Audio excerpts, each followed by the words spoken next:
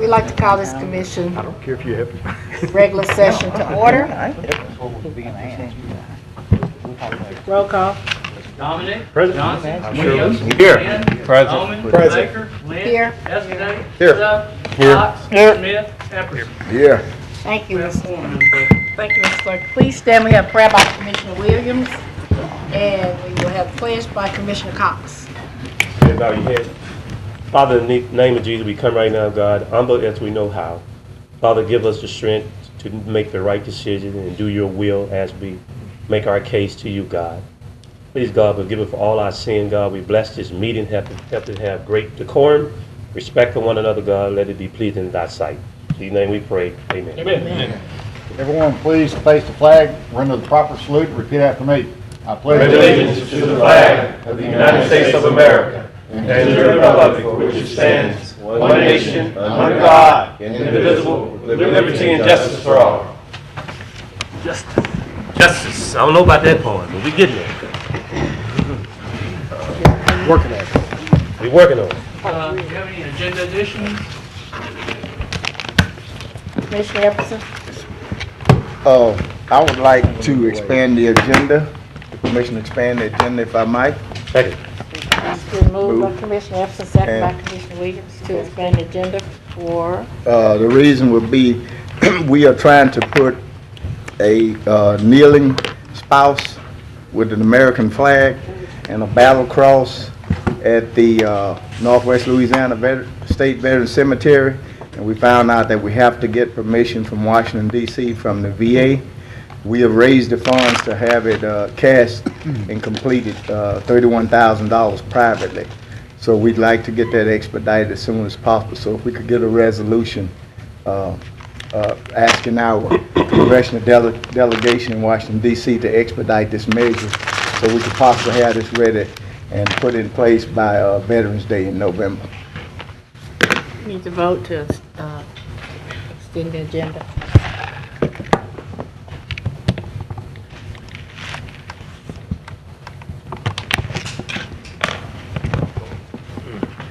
And that passes. Madam Chair, Mr. Bowman? does everyone get a copy of what it would look like? No. Need to vote to make a Okay, I'd motion. email. We need to vote to make a We need to make a motion to place it on the agenda under Place new it, business.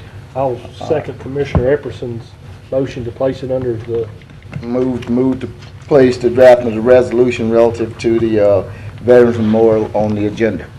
second. Moved by Commissioner Epperson, second by Commissioner Dominic to place the item on the agenda. In discussion, please vote.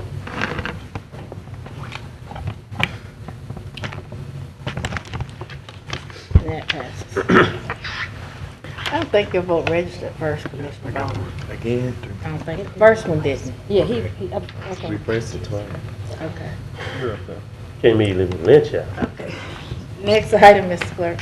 Next, we move to citizen comments. Any citizens who wish to address the commission on any issue other than zoning, please fill out a comment card. I have one card I believe I provided to the chair. Yes, Mr. C.S. Addison.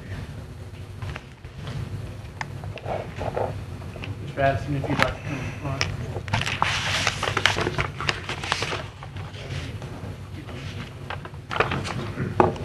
That's what I'm talking about. Please state your name, address, C.S. Addison. C.S. Addison. your address. 10,067 Riding Club Lane. All this strange to me, and I'm hard of hearing, so y'all have to put up with me. It's all right, go ahead. And I'm here to get something done about water that it's deluge of water that comes over into my property from the parish's ditch, and it covers my whole property, sometimes up to 10 inches deep every time there's a good rain, and it's washed away to my drive. I've got a 400-foot long driveway, and I cover it with rocks, and all the rocks wash down in the woods. It's washed out about 3 blocks of piers underneath my trailer house, and I've secured that, but this still comes every time it rains, and y'all all got one of these things? Yes, sir. Yes. All right, can you see that dot on lot 4 in front? All ditches from that upper neighborhood and from the side on Riding Club Lane to the right and the left come to that dot, and they end.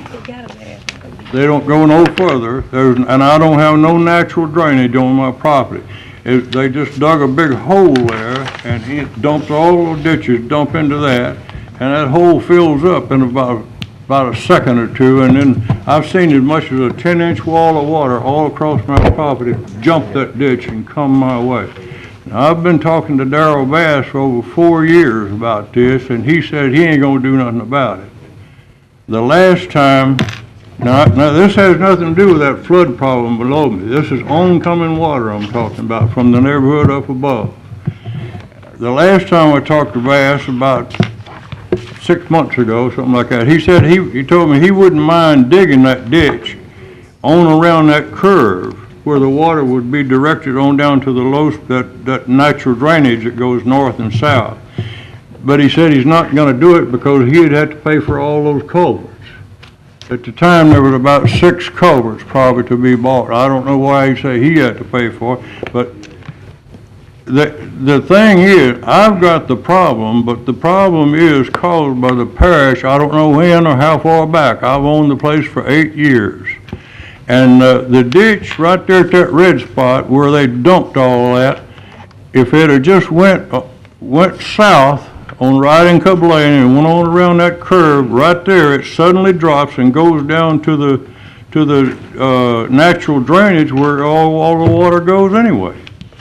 And I don't know why they didn't do that years ago whenever they did that, but I mean, Darrell won't do nothing. He just says he ain't gonna do nothing about it. And the thing is, he refers to it kind of like a natural drainage, but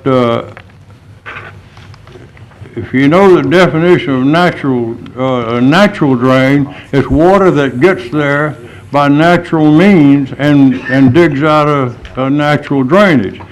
These ditches was all manufactured, and that water is all brought to the front of my property. I don't know why I have to put up and have all that water. Now, I don't mean there's a stream of water just comes across the property. When it gets on the property, it covers the whole property. Anywhere from 4 to 10 inches deep.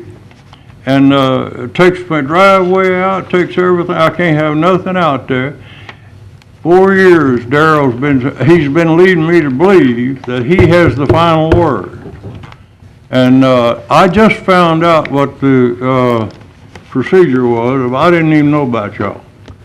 I just called the Public Works, and Darrell's been out there, and he's been turning me off all these years. And while I'm putting up with the problem that the parish actually caused. All they got to do is dig that ditch on around that curve, and the water will naturally go down to where it goes anyway, without coming across my property. I mean, is that clear as mud? Yes, sir. Yes, sir. We have Commissioner Dominic. Who's Mr. Bass? Who are you referring to? Darrell Bass? Darrell Bass, Department of Public Works. Do we have a Darrell Bass that works for us? I just assume I heard him mention he's an engineer. That's enough. He works, whose district is he in, Robert? He's in my district. I'm sorry? He's the inspector. He's who? Come up to Jim the mic. Smith. Yeah, I can't hear you. Jim Come up. Smith.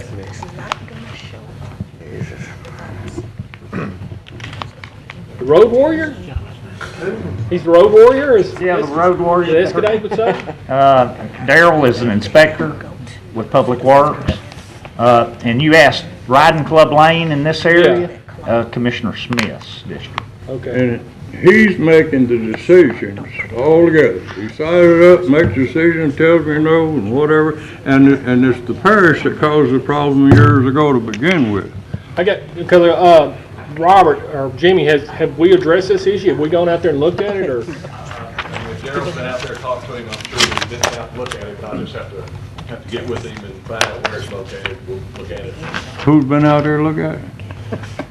We'll get Ken Moore to come out there, Oh, okay, Daryl's good. been out there and seen. Because- I need to get some information, but, Because I called this Jim Smith. Here I am, right here. Where's he at? All right. Daryl Smith Daryl Bass happened to be in the neighborhood at the time you showed up. And I'm standing 200 feet down there waiting to tell you what the problem is. And you get out and see Daryl Smith and you go straight to him and get his take on it. And then go back to your truck and holler at me. Well, I'll turn it over to the commission. I bet y'all never heard nothing about it. How long ago was that? Huh? How long ago was that when this occurred? That's okay. I'll call you in the morning. I'll come back out and we'll get together and we'll solve the problem. You seen me where I was standing down there 200 feet. That's where the problem is. And I was standing there waiting for you. I'm the one that called you. He didn't call you. Okay. I mean, he's been putting me off for over 4 years. And, We're not gonna and put he you off wouldn't anymore. mind digging the ditch, but he would have to pay for the culverts. Now, I was under the impression that the parish paid for all that and the people paid for that. Okay, we'll call you in the morning. Okay. Madam Chairman. And y'all have to excuse me if I'm a little caught. I've been putting up with this for 8 years. Yes, sir. I know, you've told me. And, okay. I'm through. Y'all through with me? Hold on, Commissioner I Williams. just want to challenge this committee. This is a senior citizen who came down here who is trying to enjoy his golden years. We have an employee here. I hope that if one of our seniors said I was trying to enjoy their golden years, ask and request a particular person who works at the Caddo Parish body should show ultimate respect to this senior who came down. So, Mr. Smith, your commissioner said that he would definitely get involved and be engaged in your situation. I just hope that whoever they employ, I'd like to ask the administration to talk to them and find out exactly what's been going on the last 4 years. This is an old senior citizen man coming up here. And one day we got to get there. We ain't gonna be able to hear and we gonna be able to talk. He's been making all the decisions. So we ought to have some sensitivity to this situation, because just like that can be other, they'll be treating us the same way. Thank you, Madam Chairman. Pardon me, but what I don't understand, I don't know how long ago this work was done, but I don't understand why it's 500 feet down there, that curve, and there's only a 12-inch rise. I mean, it's not like they're gonna have to dig a deep ditch. I don't understand why they didn't go down there to begin with, you know, but so this is actually the parish's problem, but I've been putting up with it for all these years. And the people before me, they didn't tell me what the problem was, but they was selling out, and one person lost their house and all. It just messed it up so much. And each person didn't tell, and they didn't tell me, so I didn't know about that. I knew about the flood problem. That don't cause me no problem. But this oncoming water, I don't see why I have to have, you know, all that upper neighborhood to come down and flood me out every time there's a good rain. And when all they gotta do is just dig 500 feet both sides of Riding Club Lane and go, and it'll be a natural drop down to that where it goes anyway. And it won't bother nobody. We'll talk in the morning. Y'all ready to run me off? No, sir. no, sir. No, sir. You pay for us. Amen. Thank you for coming to I'm us. driving trouble, I can't hear y'all. You're good. You're good. Good. Okay. But anyway, I'm irritated at Bass, because he's Did you see that gentleman right there? been judge and jury on this whole thing all the way through and just had no pity. I'm 79 years old, and Yes, sir. it's hard. I can't even walk in that water when it comes out. And I've had to re-gravel the stuff, and it's done washed it away again. 400 foot of driveway. Yes. And I just can't get out there and do the work like I used You to. see that gentleman standing right there? Yes, He's sir. going to get with you right now and get all your information. Okay, All right. now we through with it. Thank you for coming. Good. Thank you for coming. Bye-bye. See you tomorrow.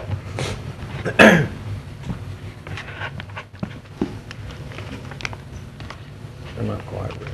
It'll be ready in a while. Later. Let me do mine. then do you. Okay, Commissioner Williams, go ahead and do yours. He's coming up on the agenda. The computers are messed up. Just yours. Oh, just mine? Oh, Good thing I brought my laptop. Special resolution, Doc. Are we through? No more citizen comments? Well, we have one, but they're not quite ready. They need about 5 minutes. Yeah, can we go ahead and go So to can we the go ahead and go resolutions? through the Go on to the resolutions next and item. then come back to I them? mean, do we have Call no for the next visitors? item on the agenda. Yeah. We have no visitors, we'll move to our special resolution.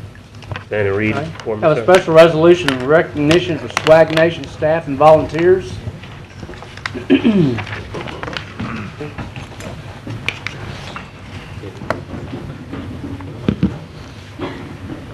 Resolution on it.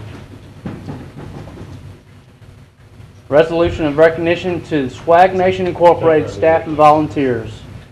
Whereas the Caddo Parish Commission desires to acknowledge and commend individuals and organizations whose lives and efforts are devoted to the youth of Caddo Parish and who strive to make a difference in the community by making a difference in the lives of the young people who come into their charge.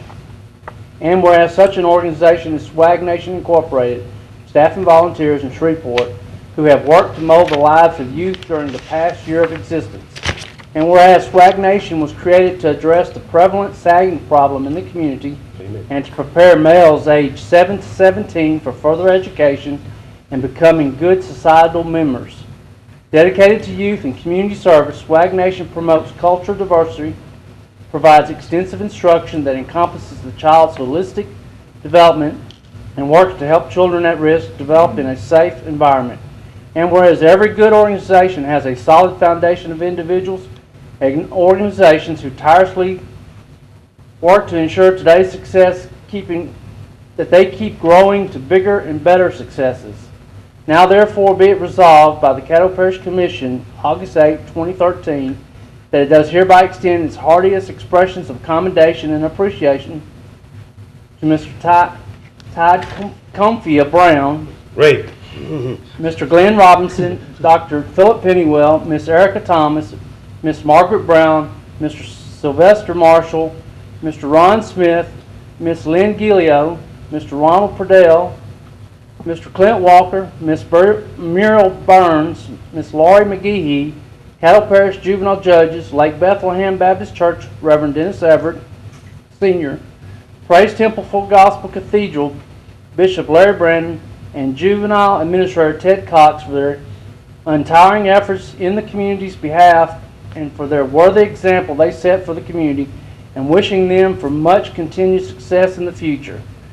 Signed, Lindora Baker, President, Doug Dominic, Vice President, Michael Williams, District 3. So moved. Second.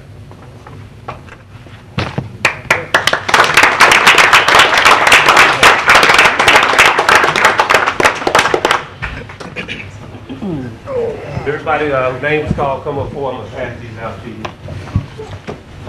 Would y'all join me in passing these out? Lindor and Dominic.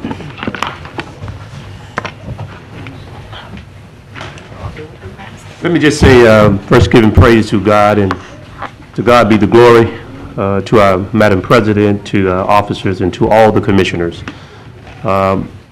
This has been an American dream of mine to find something to fill in the gap, to try to restore those American values are now gone as we watch young men with sagging of the pants, the hoodies and the crime and all the things that's going on in our country.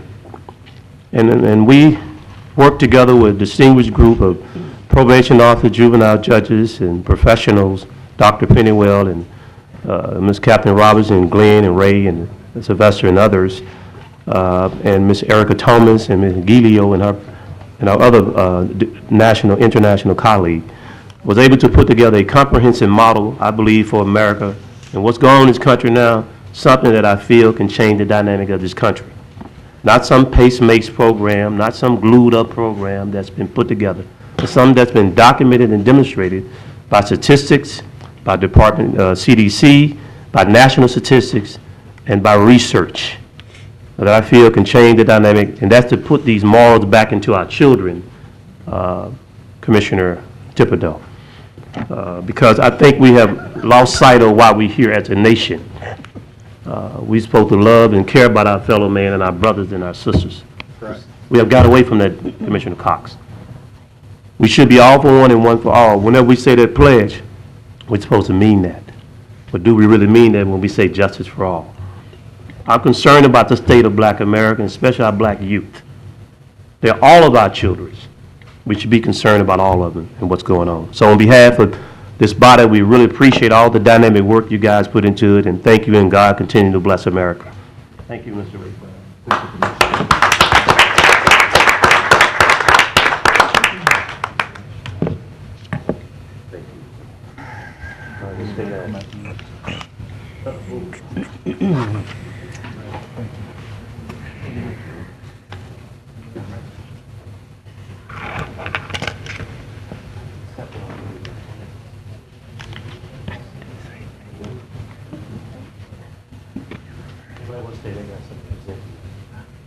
Okay, Captain Robert, you go ahead and make your presentation. You might want to stay down.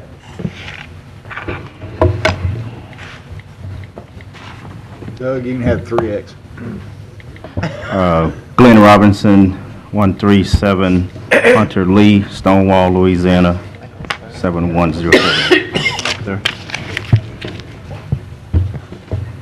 President Baker, Vice President Dominique, and Parliamentarian Johnson, and to all the other Caddo Parish Commissioners. 6 months ago, you entrusted Swag Nation with some funding to, in order that we would enhance and enrich the lives of our young people in this city. We stand before you today not having taken your generosity for granted. My mother always told me that when someone does something for you, say thank you. So today we want to say thank you. Thank you for your financial support, and today we want to show our appreciation to you for entrusting in us and having done and doing everything for us.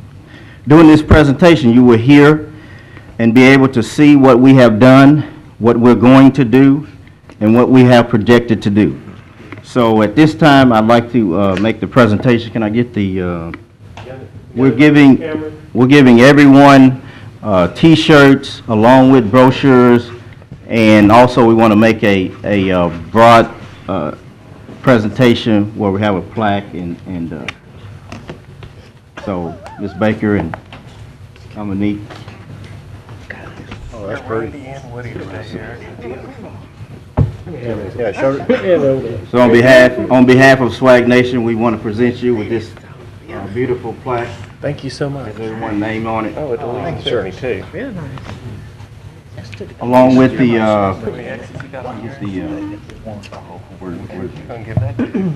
Man, I lost weight. Gonna fit into this. I'll have room in this. All Glover, sir. we're embarking on our 4th class. Presently, we've done 170 students. We're embarking on our 4th class that will start August 15th. This is our 3rd class that we did in conjunction with Lake Bethlehem Camp. About 80 plus students on this, and you see it signed at the top. Thank you, Caddo Parish Commission from Swag Nation USA Incorporated.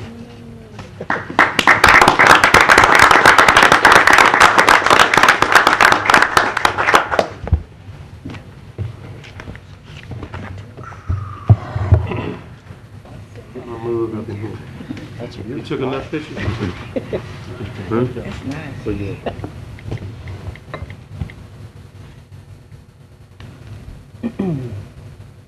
All right.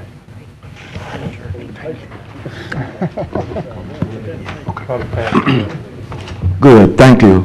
I'm Ray Brown. I'm the Vice President of Business Operation and Business Affairs for Swag Nation USA Incorporated. At this time, I would like you all to meet our dynamic team. I call them the Dream Team. And as I call your name, would you come forward, please? Well, I already have standing here one of the first ladies of Swag Nation, Miss Lynn Guido. She's our program director. She makes sure that I make sure all the T's are crossed, the I's are dotted, to make sure that I do what needs to be done in order for this program to flow. Could I have the first lady of our Swag Nation, Miss Erica Thomas? And you know as well as I do, Ms. Thomas is our certified etiquette instructor. Could I have Ms. Henderson, please? Ms. Henderson is new on our team. She's heading up our recruitment, our enrollment, and our tracking of our students. Could I have Mr. Sylvester Marshall? Mr. Marshall is our youth mentor. Along with Mr. Marshall, I'm glad to announce to Commissioner William and to this group of commissioners, if I could I get the men's Southern University coaches and basketball team to stand? I want to show you who will now be taking over our mentoring component in our program. We're glad to welcome on Southern University's men's basketball team. Thank you for helping us.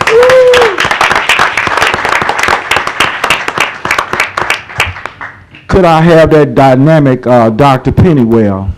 Dr. Pennywell is the one who keeps us all grounded. He makes sure no paperwork go out of there without him looking over it. He makes sure that we do what needs to be done. Dr. Pennywell heads up our academic administrative team. And some of the stuff you see here now, we couldn't have done it without Dr. Pennywell's support. And last but not least, our Vice President and Chief Financial Officer, Brother Glenn Robinson. He's responsible for making sure that the money is right, to make sure that we make Commissioner look good, to make sure that everything is done decent in order. We want to thank you all for the commitment that you made to our young men this summer. We couldn't have done it without you all. And the last thing that I want to leave with you all, you can't lose with the stuff that Swag Nation uses. Watch it now. It sounds like All right. Thank you all. Thank you all. You may be seated. At this time, I'm going to introduce Ms. Gilo, who will tell you what our program consists of. Thank you, Mr. Brown. Good afternoon, everybody. Thank you for welcoming me. I look the same, right? I look the same video. Okay. When I came to Swag Nation, well, youth service is not new to me. I'm a teacher. I'm a certified teacher. I came here to teach. I've been teaching for 15 years already. So love for children is in me already. Youth service, commitment to education, to educating the children, and at the same time molding them to become better citizens. So I was just delighted that one day I got on board Swag Nation. We believe in structure. In Swag Nation, we do things in order. We make sure that there's structure, there's system going on, and the operation is smooth, because what we do here is very serious and very crucial, not just to the lives of this youth, but at the same time, the welfare of the country. Okay? So, in Swag Nation, there's only, one thing that I want you to remember, and this is how we do it at Swag Nation. We named our process Triple P, and this Triple P pretty much will tell you everything what we do at Swag Nation, that we did not just wake up one morning and come up with this and that, okay? The first P stands for prepare. That's phase one. We prepare the logistics, we make sure that we have the right students, we make sure that we have the venue, we make sure that we have the right staff, we make sure that program is in place before session, before session begins. So that's preparation. The meeting of the staff, that's where it happens.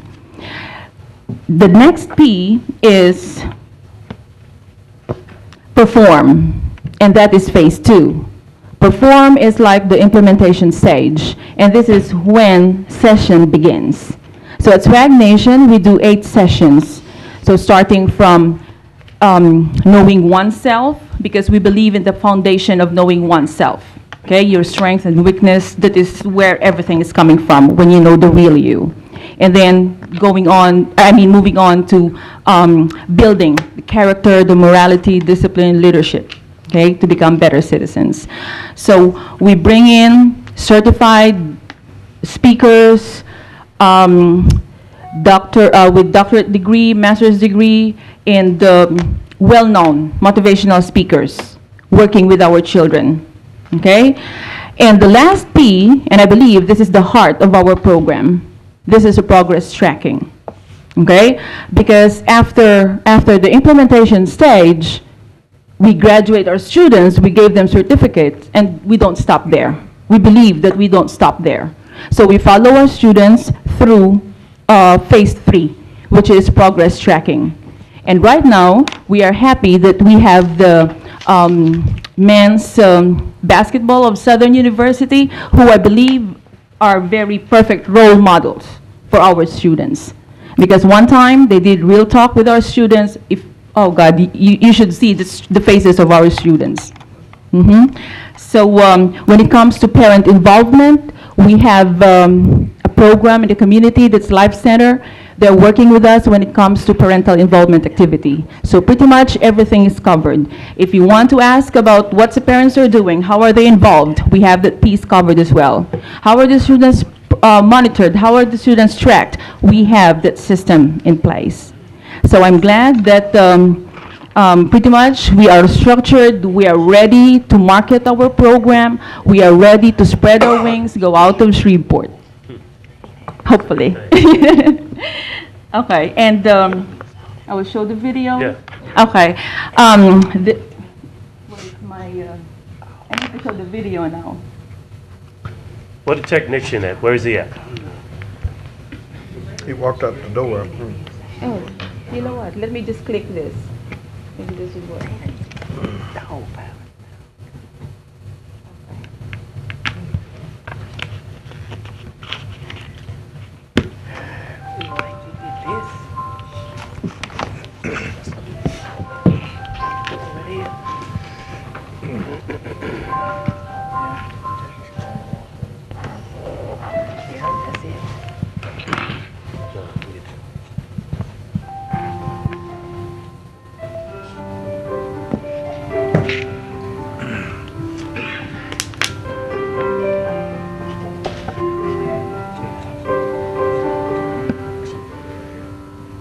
The main.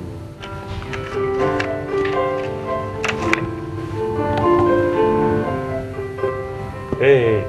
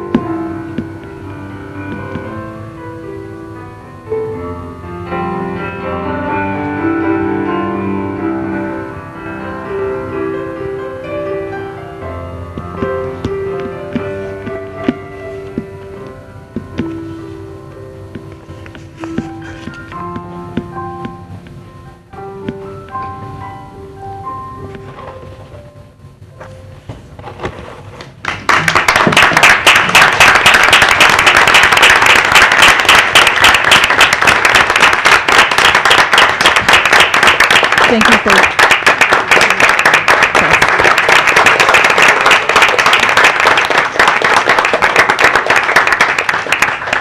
Thank you for watching. We will make you. We will let you make. Oh, I mean, what I'm trying to say is because I got emotional. When we go out there, other places, we are bringing Caddo's name, Caddo Parish Commission's name. And we will let you make you proud of that. I mean, you'll be proud of us. Thank you. Thank you. Thank you.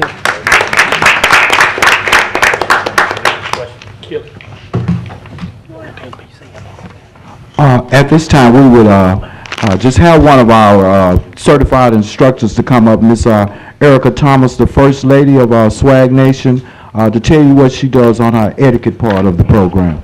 Ms. Thomas? Take a lady out.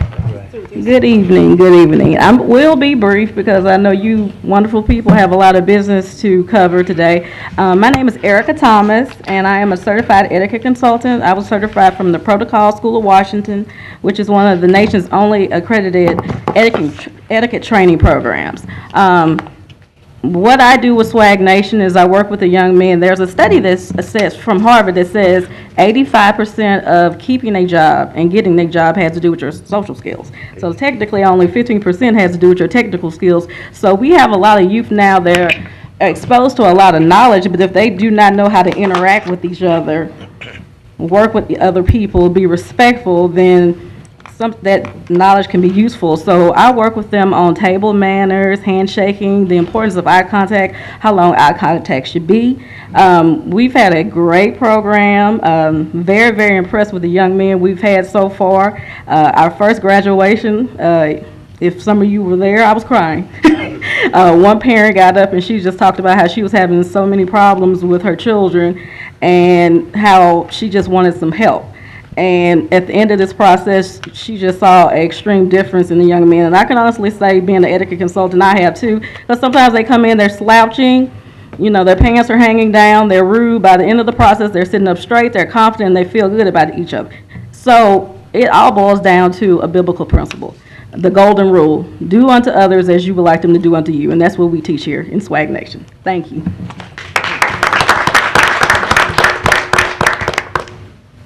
Oh, y'all have any questions? Yeah, Commissioner Thibodeau? In the words of Commissioner Williams, I didn't see anybody that looked like me. Okay. Are we to assume that there are no white children that have swagging pants or need the services that are being provided by your organization? I can answer that. I don't. Whoever out here can answer, I'd like to know. I'll answer. I mean, I don't see any participation at all by the white community, and there are plenty of white young men that could use your program. Let me Thibodeau, particularly the referral or referred from juvenile services. Whatever juvenile service referred to the organization, that's who they see. So we have no white children. You need to ask juvenile service today. You need to ask Clay me on that question. They're only going to serve whoever they send. Well, I'll ask. On the back of that brochure, you'll see that inclusive diversity is what they want. I'm not assuming that Latino, white, everybody has an issue. I understand. That's but the way the program is structured through the Criminal Justice Fund. Only you can see children that are linked with, that are referred from probation. Now, hope in the future they can change that, where you can have, if it was in another fund, you can see any kid you want. There was a homeless child in Providence House. That was a white kid that had an opportunity to serve that didn't qualify for the program. What if they would have turned that white kid down? He didn't qualify based on the agreement they had with juvenile services. What if they would have saw that one white child? Guess what? The little white child was seen. And he's in the summer camp. That was another video that they did not show today. So they don't discriminate against anyone. Are there no white young men that qualify for the program? As far as I know, we have had the one white young man in the summer camp. The referral process is open to everybody. All I can tell you is that the probation staff refers anyone on their caseload that they feel is appropriate. I don't believe there's been a white child referred by the probation staff yet. We've only had 2 classes that were referred, and I think they were all African American. In the summer camp, there was 1 white young man. But it is open. It's open to whomever the staff refers. Because having taught for 25 years, I can guarantee you there are plenty of young white men that could use this program. I don't disagree. Go find them, Mr. Will. We will. We will. Unfortunately, we're dealing with the racial breakdown in juveniles about 90% African American. So it's a general problem. We have the overrepresentation to start with. Okay, and you talked about one of the P's was had to do with follow-up, and I'm anxious to see some of those follow-up reports so we can see what has taken place with some of the young men after they left the program. Well, let me ask you this. Do you want to see other programs that have follow-up programs? Why you want to single them out? What other program you have to follow up? The lady just said that one of the... I know it, but do you ask for other programs? I don't want to sit here and argue with you, Michael. You're not going to argue with me. Every single program that we put money into should have a follow-up part to it, and I've been saying that since day one. Oh, what about the other ones? Michael. That's all I have. Commissioner Williams. Well, don't Commissioner Cox. I would like to say, you can sit down. You're good. Businesses look for bright young men, no matter who they are, what color their skin is. I look for young men that I can hire as truck drivers. I had a young man come into my office years ago with blue hair, torn blue jeans, and a t-shirt, and he wanted me to hire him. Didn't have a job then, but I also explained to him the values of what you're teaching here. That is, if you want the respect of getting a job, you have to play the part. Y'all are teaching that. There's a lot of young men needs this program.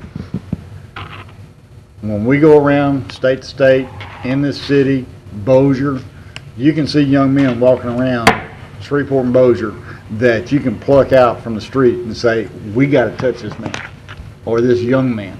I hope y'all take the initiative to get with the Caddo Parish School Board, get with those children that are in need, and if the teacher can't tell you if there's a young man in need, nobody can. So I applaud what y'all have done. I applaud for the young men who went through the program, basketball team. Y'all have an opportunity to make a difference in somebody's life. I hope you take this advantage and mentor as many young men as you can, because what you do is going to change that young man's life, whether it be at 7 or 17. I'd rather see him bouncing a ball, getting an education, and knowing how to present himself instead of sitting on a corner trying to be a gangbanger. That is your job. That's the role that y'all are taking, and I applaud you for that. The program itself, I hope you do a years to come service to this community, and in doing so, I'll stand behind you 100%. So, good job, well done. Thank you. Commissioner Lynch. Came off, thank you. Commissioner Bowman. I just want to personally thank you all again because I know what you all have done. Commissioner Williams, you invited me to even speak to the group, and I just want to tell you that I'm very proud, and I think that this is a start, and once we get this going, even more so, probably Latinos, more European descent people, and everyone else will be together like this program is set out to be. So I commend you, and I commend you. Anyone else? I'd like to say congratulations to a job well done. Certainly you've worked hard. I see the hard work that you've done, and we see it through the pictures and through the video, and we certainly hear about you all the time through Commissioner Williams and the great work that you're doing. So just continue to keep up the good work, and we will continue to support you all and helping you to make a difference in our kids, because we certainly need someone to start paying attention to them and making a difference. And thank you so very much. My final comment, Madam Chairman, is that we are at spiritual warfare with the devil over our children. And if we don't equip them, first of all, with the spirit behind the movement of Jesus Christ, we're doomed. All the programs in the world are not going to help. We don't get the fear of God in their heart. They're more fearful of the popo than they of Jesus Christ. That's why these programs are set up in the church. To introduce them, because some of them never get introduced to God at all. In their home, you don't have a clue. You cannot comprehend the danger that these kids deal with every day. I don't think white America gets it. Nationally, they don't get it. The lifestyle these young people have to live every day of their life, and you ask them to be productive in a concrete jungle where they'll have no chance of surviving making it. Something's going to have to fill the gap to change the dynamic of this marriage. They're already black. They already got a hoodie on. They got their pants sagging. They're going to be profiled even though they don't even have that on. I get a suit on and get profiled. So what just imagine you got a hoodie on and a sagging pant? That's a threefold profile. So if America don't get it right, we don't start talking serious about the race in America and the state of black America and black youth, there will be a lot more blood shed in this community at the hands of our own kind and the other kind. In order for us to save our sons, we must turn around and save ourselves first.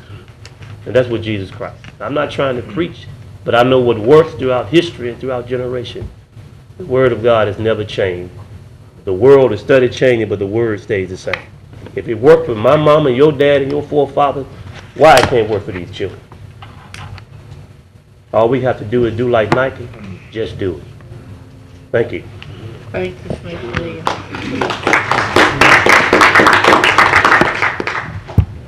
Okay.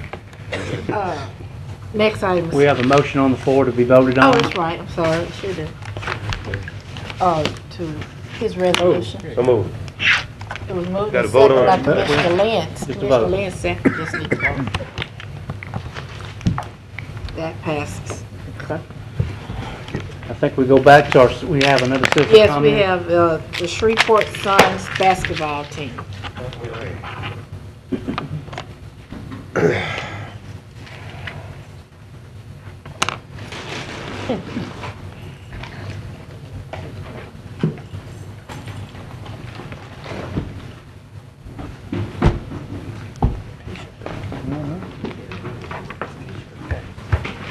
You get basketball this time.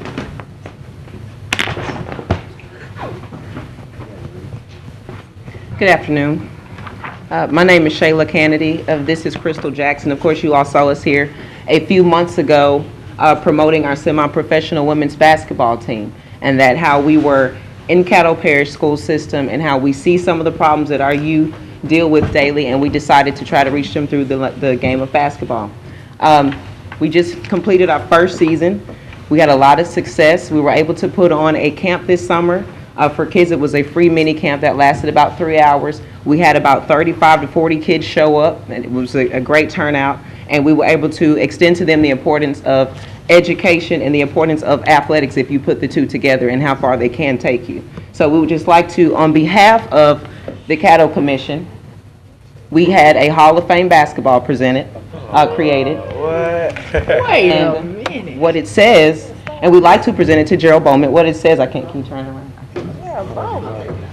He just got here.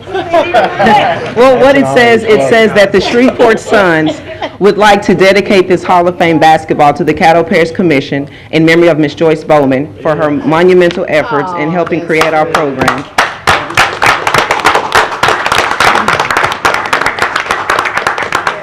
Very, very big part of us presenting this information to you all. So we're giving this as a show of our gratitude. We really appreciate it, and we hope that you all follow us in the future. We have a lot of big events that are coming up here in the off season as well as for next season. We also brought T-shirts for each member here so that you all can, represent everywhere you go. Shreveport Suns, okay? And I hope, and we'll be giving out schedules for the following season. So hopefully we get to see some of you all. And once again, we really thank you. I want a black one. Commissioner Cox has lost some weight, so you don't have to give him but a double X this time. Oh, man. I tell you what, you get in the paint and I'll take you down. Yeah. Commissioner Johnson? How did y'all do? Well, record-wise, we ended up finishing 3-5. We had 8 games this year. Ended up tying with the national champions into overtime this year out of our first year, so we were very proud of that. Like I said, we had this summer camp. We also went to the SPARS Midnight Summer League, and we went and we spoke to those young men, and most people would think that a group of women could not go and relate to a group of young men, but through the game of basketball, it ended up turning into a testimonial session of young ladies who had been through where a lot of these young men were trying to go. And so it ended up being a beautiful turnout. It was a great experience, and we plan on doing a lot of things like this in the future. What were the games played? Our home games were played at Princess Park. And then, of course, on the away games, we traveled to Austin, Dallas, New Orleans. The Memphis team ended up dropping out of the league, but we'll have many more games next year. Thank you so much. Before y'all leave, Commissioner Johnson is chairman of the NGOs, and I want you to come out here and present their money to them. There you go. Yeah. We should have bought more Hey, gifts. y'all bring a basketball, you get funds. Should have bought some more gifts. Another T-shirt.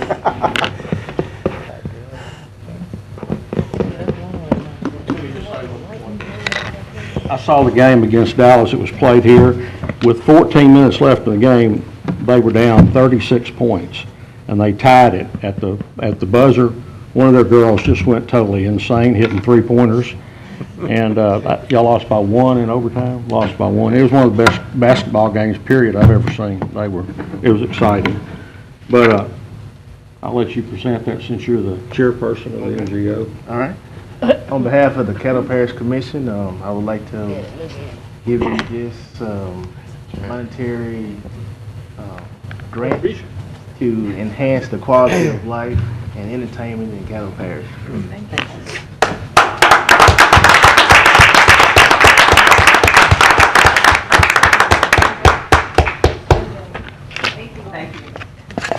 Thank you.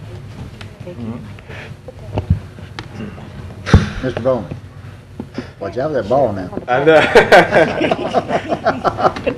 Yeah, you over there by Stephanie. That ball may not get to your house. She didn't get first choice. Stephanie, don't worry, you can't eat it.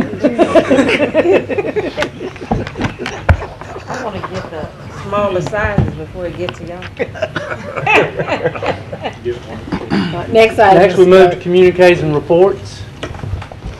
Oh, Well, it's everybody. kind of hard to do that today. I know. Oh, everybody. I'm over here. Commissioner Smith. Natural Resource Committee had a meeting today, and we got an update from, on Mr. Dominic's district, on the water district, and things are finally happening, and it's exciting to finally see some things really being in concrete that we've been talking about for now a couple of years. And I know Doug is really excited about it, and we all should be, because it's really going to finally happen, and frankly, it's going to happen at less dollars than we first originally thought, which is really good. But I'm excited because I'm hoping that someday, very soon, down south will take place too. Thank you, ma'am. Commissioner Johnson. No, Monday we had the sheriff down here, and basically he talked about the weapons that were confiscated in some of the buildings. And then Monday evening, you had the tragedy of the people that were shot in Pennsylvania. So I want to, since the administrator's not here, I guess Erica, you next in line. I want the staff to investigate what it would take. I want the administration to investigate what it would take to put some type of security in coming into the chamber, and get back with me, and then I can go from there. Yes, sir. Thank you. Commissioner Epperson. We'll be having a meeting of the Veterans Week celebration, which will be our second annual upcoming parade and honor ceremony for our veterans. It will be November the 10th, 2013 at the Louisiana State Fairgrounds. This year we'll be reversing the parade from Independence Stadium to the Louisiana State Museum, where we'll have the honor ceremony. That meeting will be Friday, August the 16th at 10 o'clock a.m. I'm also going to call a press conference for 9 a.m. Friday the 16th, and by either Undersecretary Max Lassert from the Veterans Department of Louisiana Veterans Department of Affairs, or newly appointed Secretary of Veterans Affairs, Rodney Alexander, will be present to give us an update on legislation and what's happening with our military and veterans. Any persons or any commissioner, please be present at that meeting. We're going to make sure we get everything folded and in place. We're also in the process of soliciting ads for our program booklet, which was very successful last year. And those details will be forthcoming on the 16th. Thank you. Thank you. Commissioner Lynch? Yes, I have 2 short videos as well to show today. As you all know, we just got back from the NACO conference in Fort Worth. Just, you know, an excellent conference as usual. We'll be in New Orleans next year. But the conference attendees elected a new president. Linda Langston is the new president of NACO, and I believe I forget what her presidential initiative is. I think it's resiliency or something like that. Dealing a lot with emergency management and that type thing. But the purpose of the theme of the conference was why counties matter. You know, I don't think we have as much problem today as we did when I came on the commission, of people saying, well, what do you all do? You know, because of the activities and, you know, programs and things that we've supported, people understand why counties matter, why parishes matter, why parish government is important. NACO will continue to be an important organization for us to remain active and engaged in. There's a lot of partisan gridlock in Washington, D.C., but NACO is a nonpartisan organization that can reach across both aisles and still make sure that those issues that are important to us and important to counties around the United States are still heard. And so I just wanted to show this brief Linda talking about her presidential initiative and a little couple of minute video on why counties matter. Hi, I'm Linda Langston, NACO's new president, just sworn in Fort Worth, Texas. It was a great and exciting time at the conference. I hope you were there to share it with us. And now it's on to the work of NACO's priorities here in Washington, D.C.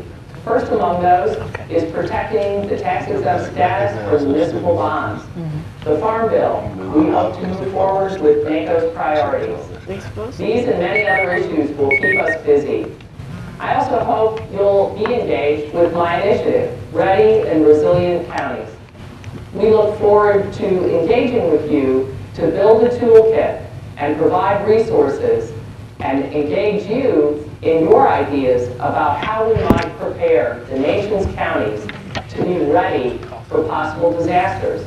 Because I believe it's not a matter of if, but when a disaster might hit your county. Whether that be a natural disaster, a man-made disaster, an economic disaster.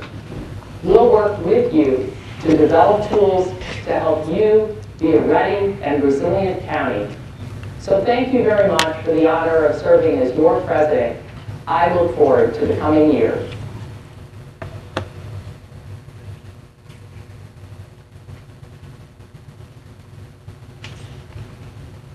that it? Oh, one more. Why do counties matter? Simple. Counties provide the services we all depend on. If you're concerned about crime, get a regular flu shot. Drive to work. Take public transportation. Or experience a natural disaster in your community. Chances are you benefit from county services. That's why counties matter. With America's system of federalism, counties are a key level of government, serving the people directly. So, do you vote? Had a recent hospital stay? Know someone in a nursing home? more reasons why counties matter. There are 3,069 counties across the country, with populations big and small. Most of us live and work in one. Even the nation's capital is considered a county. These county governments ensure that the food you eat in restaurants is safe.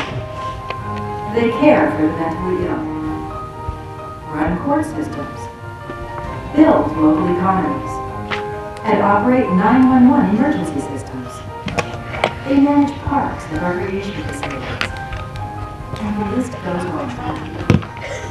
Thing is, counties serve the American people in so many ways, keeping our communities healthy, vibrant, safe, and fiscally sound. That's why counties matter. That's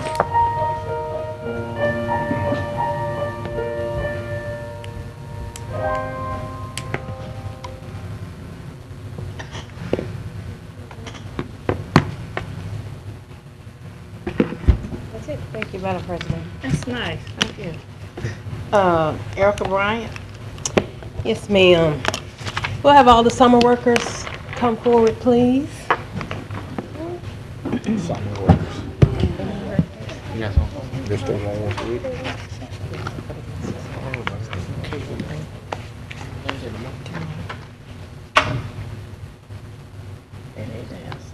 School starts. Commissioners, as you know, the summer program is winding down, and on behalf of Dr. Wilson, we wanted to take this opportunity to acknowledge all of the summer workers for their hard work and service to Caddo Parish. We've heard from the directors that the program has been a success, and the workers have been a joy to work with, so thank you to the Commission for implementing this program again for us. We'd also like to thank each one of you for helping to advance the needs of the citizens of Caddo Parish. So thank you all.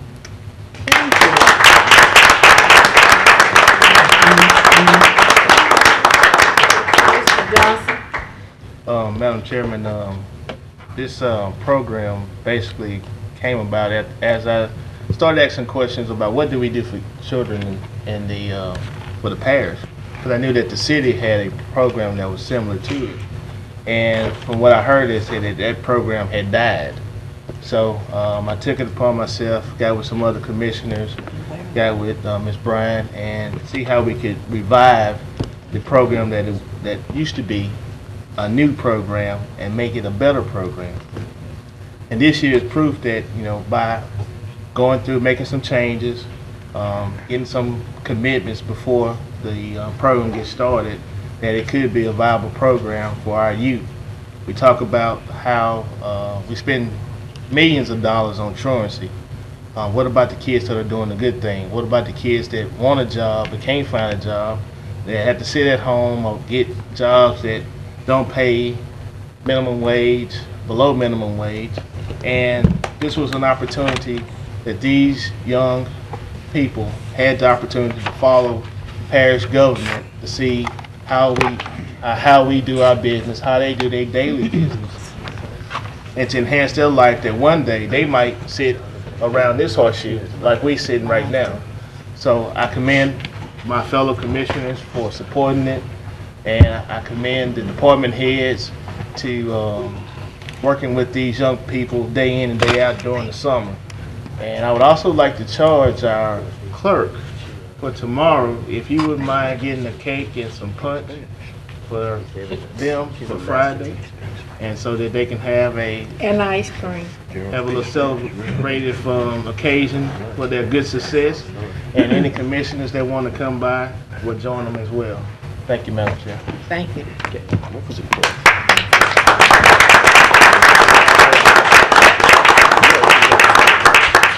Any other commissioners want to address the student workers before we go back into our line?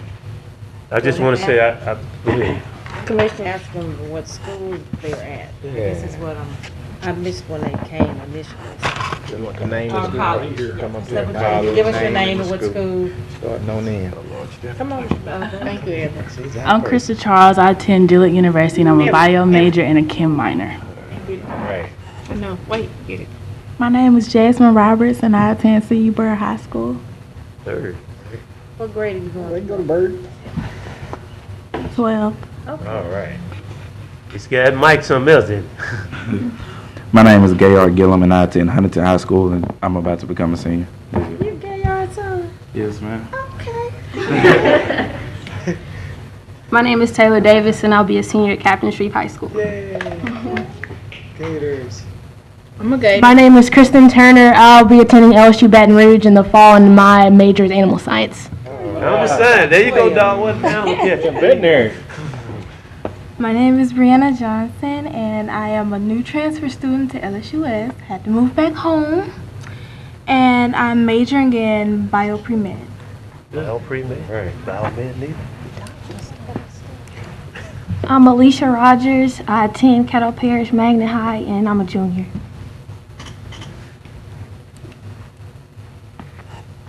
My name is Tyler Caraway, and I'm a senior at Evangel Christian Academy. My son went there. My name is Clark Minner, and I'll be attending the University of New Orleans next year, and I'll be majoring in engineering. They have a job for you.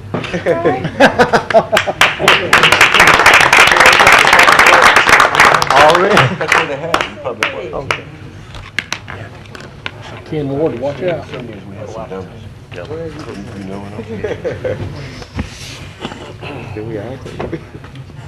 got one?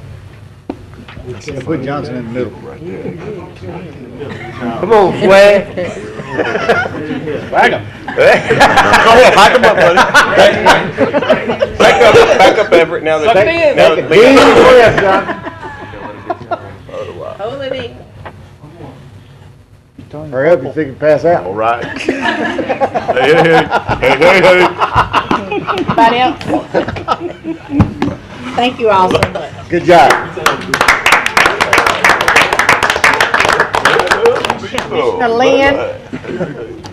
Are we communicating? Is that we're still on?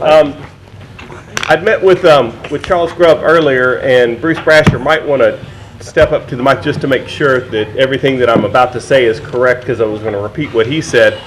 And though we could not release it to the public, and though it would not be emailed out to anybody, he said that he was going to get with the parties involved to share with me some documents for me to be able to read that I could not copy in any way, and that I asked that the other commissioners could read these as well. And he said if he got permission, the answer would be yes. And of course it was the 3 contracts between Racer Trust and Ilio Motors, the creditor agreement with Ilio Motors, and the lease agreement between Ilio and the IRG. And I just asked that I could look at them, not copy them, and then hand them back. And he said that he was going to check to make sure that that was all right. And I invite all of y'all to read them as well. Oh. That's all. Thank you. Commissioner Cox? Well, on another side, this morning, Good Morning America had plans to show the car. That it is on the internet. The whole, it's about a 3 to 4 minute segue of the car. And it was nothing but good. If you go to ABC or Ilio Motors on Good Morning America, it'll pull up the ABC file. Watched it again. Watched a 6'5" gentleman get in the back seat, get out of the back seat. A 6'3" gentleman get in the back seat, and he's saying it's comfortable. This is a great car. They were really pushing this, the style, the price, everything was good that was said on this Good Morning America this morning. So I think we have, the nation is talking about this car. We need to take this and run. I know we got something else, and I'll talk more about that later, but go to the internet. It's on the internet. I think everybody will be pleased with what they see, and congratulations. If Mr. Ilio is listening or watching, job well done. Thank you. Commissioner Dominique? Just wanted to let y'all know that the Long-Term Range Committee met yesterday, and we had a presentation by Camiris, who is doing the UCD study and plan that the Long-Term Range Committee had voted yesterday to move forward with allowing and accepting their proposal as far as doing a study on the I-49 corridor. We'll be bringing it to the commission in the near future to move forward in this project. Commissioner Escaday? Yeah, I saw the video that David Cox was talking about on Elio, and I told Paul when he told me several weeks ago that he was going to be on Good Morning American that Fox had made him an offer too. I says, "We'll go with Fox. They're not going to mess you over." And certainly, what happened? They didn't air the segment today. You know, Fox would have run it. So anyway, I do think he'll get some airtime. But in reference to Commissioner Johnson's request by the administration to pull up or investigate security procedures for this building. Only the chamber. For the building, the chamber. Finish, please. I'm just going to remind them that we have a comprehensive study that was done 3 years ago by the sheriffs, law enforcement, and the national security forces at Barksdale with dealing with specifically for the protection of this chamber and this building. So they can probably just pull that up because, as those of you who are here remember, we took a lot of those recommendations and did put them into use. So it's not like they need to study a whole lot to reinvent the wheel. That information is there. And you know, as a side note, I just want to reiterate my position, as has always been. This is the public building. This is the home of the people. It shouldn't be hard for them to get in there. And I know things tragically happen, but I've always thought if you don't give somebody a reason to shoot you, you're probably not going to get shot. So if we just behave ourselves, we probably won't be under such a big threat. Thank you. I don't know about us here sometimes. Whoa. I don't get shot way before I do. So Commissioner Bowman. as long as I can come this way. Oh, yeah. I took all my words. As long as I can do that, I'll be fine. I just want to reiterate the wonderful Queensboro cleanup that we're going to do on Saturday morning. On a lighter note. Where do we meet? That's a big neighborhood. Where do we meet? We will meet at Shreveport Job Corps, the parking lot. And where is that? That's in District 5 off Lakeshore Drive. Work Street. No. What's the name of the street? Lakeshore, Missouri. Missouri. Yes, sir. Thank you. All right. So we're doing that from 8:30 till probably 10:30 because we know of the heat, but it's going to be nice. I have a lot of people saying they're coming to support, but even if you can't support, again, we just ask that you pick up trash around your area, around your homes and maybe your neighbors' homes on this day. All right. Commissioner Lynch. And don't dump it in Queensboro. And don't dump it in Queensboro. We dump it in District 7. What you finna say? I was going to say I want to shoot John a lot of ways. Let me say that I think that the plan that we did a few years ago, certainly I'll speak for myself, what we have is, I don't think is what we envisioned. So we do need to go back and revisit it. But specifically, I had an interest in seeing if we could put panic buttons up somewhere up here.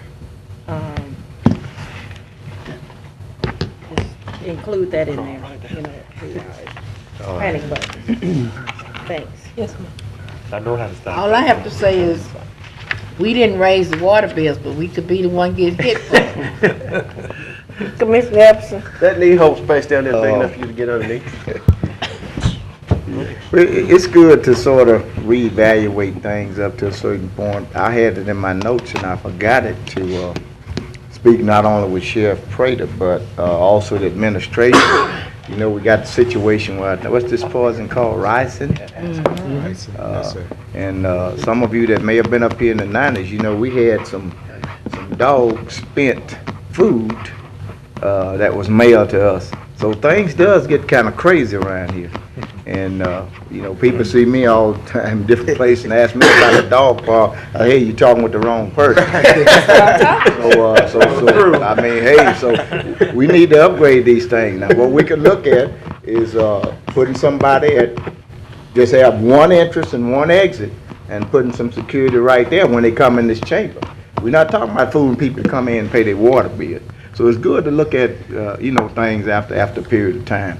And I do want to, you know, these are some things we talked about out in Fort Worth too, about the ricin being mailed to different governmental entities and private folks. So these are things we get. I get letters from prisoners and the wrong people that think we're responsible for the wrong things, you know. So we need to be cognizant of these things and make sure that we are continuously on our toes and Got hate mail before. make sure we're doing. Oh yeah, we got some hate mail where Hate mail. yeah, they, you know, the police and all had to tape our phones when we was in the drop your gun program because of the calls we were getting back in the 90s. So never know. Thank you. Thank you. Anyone else communicate? Next item. Next we have President's the report. Juvenile Justice Committee right after the meeting today. Okay, President's Commissioner. report. No. Next, we need to adopt the minutes of the regular meeting held on July 5th. Second. It's been moved and second to adopt the minutes of July 5th. Is there any discussion? If none, please vote. That passes. Next item, Next, Mr. we move Clerk. to public hearing on zoning ordinances, zoning case number P-413, in regard to ordinance number 5322 of 2013, Metropolitan Planning Commission applicant. Request to amend section 54-658 of chapter 54 of the Caddo Parish Code of Ordinances to allow for manufacturing of alcohol beverages as used by right in B3 zoning districts. Is there anyone here to discuss speak for? Is there anyone here to speak in against? Next item, Mr. Clerk. Zoning case P-513 in regard to ordinance number 5323 of 2013, Metropolitan Planning Commission applicant. Request to amend section 35-1 of chapter 35, the Caddo Parish Code of Ordinances. The Caddo Parish fees, rates, and charges ordinance in various sections of chapter 54 of the Code of Ordinances require specific forms of approval for location of manufactured housing on mobile homes. Is anyone here to speak in favor? Is there anyone here to speak against? Next item, Mr. Clerk. Zoning case number P-713 in regard to ordinance number 5324 of 2013, 2539 East 70th Street. Architects Outdoor Products applicant request to rezone property on the southeasterly side of East 70th, west side of Dixie Meadow Road from RA to B3. Is anyone here to speak in favor? Is there anyone here to speak against? Next item, Mr. Clerk. That concludes the public hearing on zoning ordinances. We move to public hearing on ordinances. Ordinance 5325 of 2013, amend the budget of estimate revenues and expenditures for the general fund in the amount of $285,000 for the first judicial court drug court grant for the year 2013. So moved. No, it's Just public hearing. Oh, excuse me, sorry. You'll be all right. Wake up, man. Wake up. I'm away. Oh, I'm sorry. Pick your Is anyone you here take to it, you'll play, speak? Jed. Anyone here to speak in favor? Is anyone here to speak against? I'm sorry, y'all. Next ordinance, number 5326 of 2013, declaring certain adjudicated properties to be surplus and authorized parish administrator designate to sell parish's tax interest. Is anyone here to speak in favor? Is anyone here to speak against? Next item, Mr. Clerk. Ordinance number 5327 of 2013, amending and reacting Article 3, Chapter 30 of the Code of Ordinances relative to providing methods of dealing with waste and hazardous nuisances, and to otherwise provide with respect thereto. Is anyone here to speak in favor? Is there anyone here to speak against? That'll conclude our hearing on public hearing on ordinances. We move to zoning ordinance for final passage. Zoning case P-413 in regard to ordinance number 5322. Just So moved. 53. To approve. Thought you wanted to. And I'll discuss it also. Been moved by Commissioner Lynn, second by Commissioner Escudé. Is there any discussion? I'd like to talk on that, and then also Stephen, Jean, if you would come up here and steer me in the right direction if I'm slightly off. I've studied this, and apparently and correct me if I'm off base, it is legal to manufacture alcohol as in a brew pub, so to speak, in B4, but it's not legal to sell it in a B4, and then it's legal to sell it in a B3, but it's not legal to make it in a B3. And so what this allows you to do is to actually be able to have a brew pub to brew beer and to sell beer in the same zoning. Is that correct or incorrect? Or could you? Yeah, not quite. What this ordinance does right now, if you look at the B3 ordinance, and you'll also see the same list in the by right uses in B4, it says beverage manufacturer, and you'll see in parentheses, and it says not including alcoholic beverages. And what the idea is that when you look at a beverage manufacturer, if it has alcohol component to it, externally there's no difference. And so this removes that provision that says alcohol, and it's just beverage manufacturer now. Okay. But from hearing you say it, it sounds similar to what I just said. Well, except that you said brew pub, and I wanted to make sure that there's a distinction. This has no component to it that would allow, by right, the on-premise sales of the product. In other words, if you were to go to pick up the product, and it also doesn't have any provisions for on-premise consumption. So that's the only reason I said the correction, because the brew pub actually. Correct. What was You that? still have to go to the ZBA and get the rights to do that as well. Yes, sir. Okay. This would only allow the manufacturing process itself. Okay. Yes, sir. Commissioner. That's all, Madam President. Thank you. Okay, Commissioner Escaday, did you want to? No, ma'am. Commissioner Lynch? My question, I still have the same concerns that I had when y'all first brought this to us. We sent it back, and then you all brought the exact same thing back. What? Well, you didn't remand it back. Well, we didn't want to move forward with it. And then, because of the feedback we gave you, I thought you all were going to go back and maybe address some of those concerns, but you brought the same exact thing back. Well, let me just clarify that. Okay. That was brought to committee. We didn't initiate that. We didn't initiate it going to committee. It was just taken off the agenda, but it was not remanded back to us for any action. It was just removed from the agenda, and it was brought back after it went to We provided committee. some feedback about what our concerns were. Yes, ma'am, I understand But you all that. didn't think any of that warranted any change? Again, that had already gone past our body. Well, yes, ma'am, I'm going to answer the question. But this is an action that would take place at the MPC. Now, as a staff member, I can give you some input in regard to this. One of the things that you asked that might could be accomplished, what you could do, if you so desire, you could have this as a special exception use, rather than having it as a use by right. And that would accomplish what you were talking about when you used the term before of having it be able to deal with it on a case-by-case basis. The other way to do it is that, of course, you just deny the ordinance altogether. But as staff, when we come here and present cases, that you may have indicated that be removed from the agenda, but it has to be actually remanded back and dealt with back with the MPC for us to do any modifications, because it's gone past our body and to you as a recommendation. But if you wanted us to do where it gets remanded back and that body considers some modifications, that would have been the appropriate action to do at that time. Or we could change it today. You can do changes today. You can modify the ordinance today. You can deny the ordinance, or you can approve it the way it sits right now. It's your prerogative. We're just here to provide information. Right. Well, I mean, the MPC is there for a reason.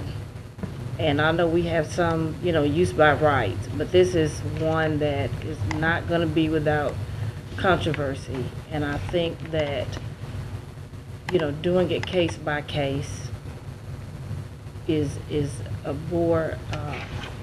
better process for the citizens, for them to have input about what's next to them in their private residences.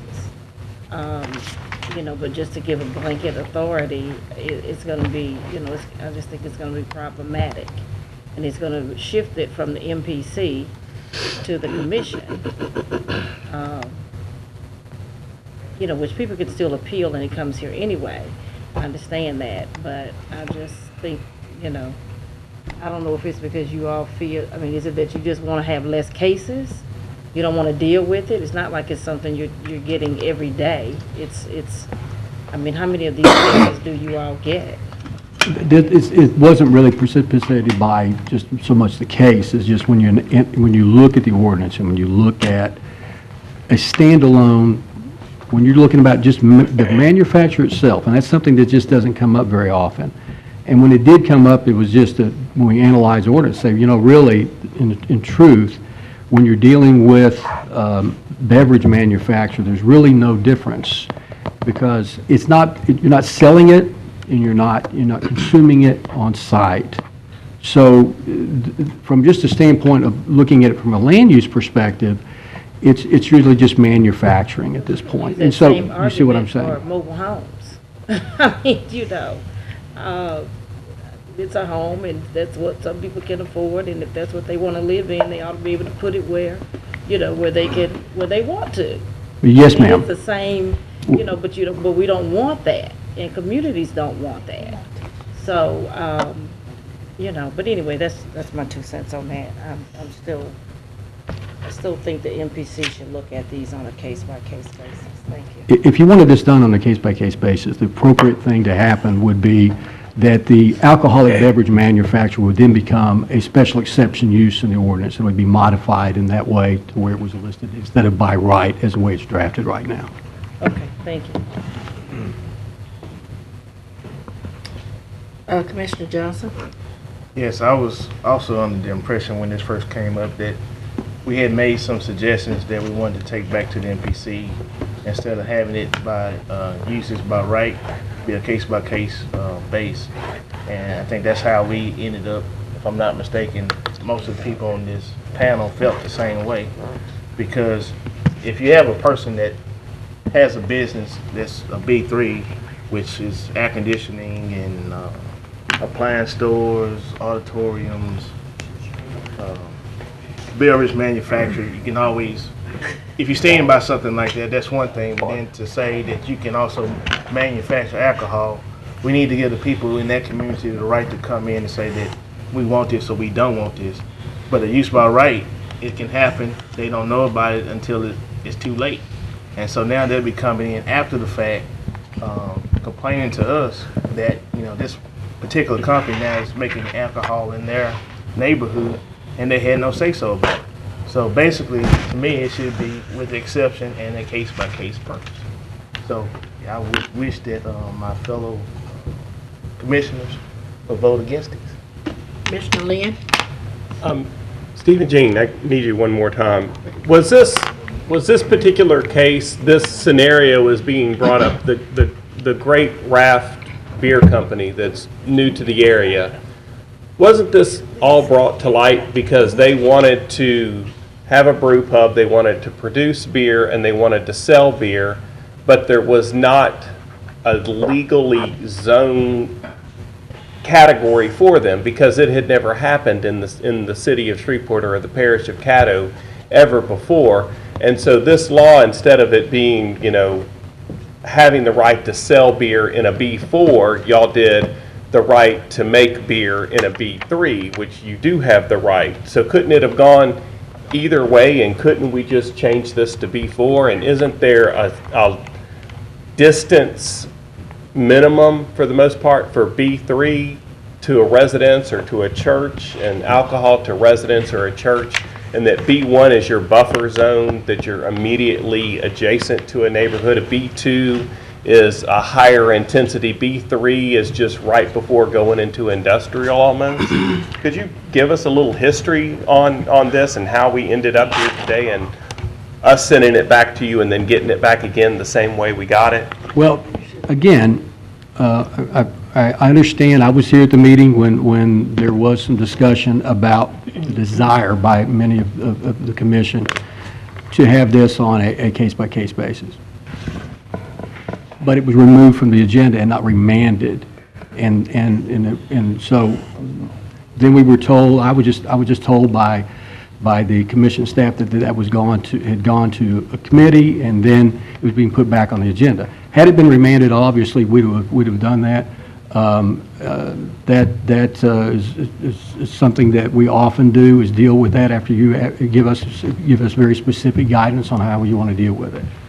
That it was just brought back on the agenda. So, you know, that is something that if there's a misunderstanding somewhere along the line, of course, we'd be glad to assist in making sure that if we go down this road again, that it was very clear what we will need in order for for us to act in that matter, and that would have been the remand.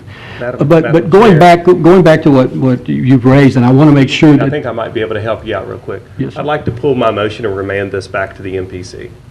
My second one. Second.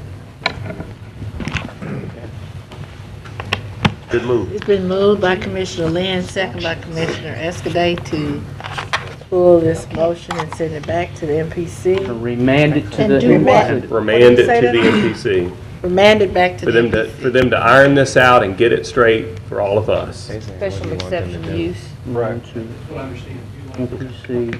Just to clarify, Yeah, what I for understand is special exception. you would like to consider this as a special exception use rather than a use by right. Yeah. Exactly. Okay, very good, thank you. Is there any discussion? Ian, you okay? Good. Okay. Wait, hold on.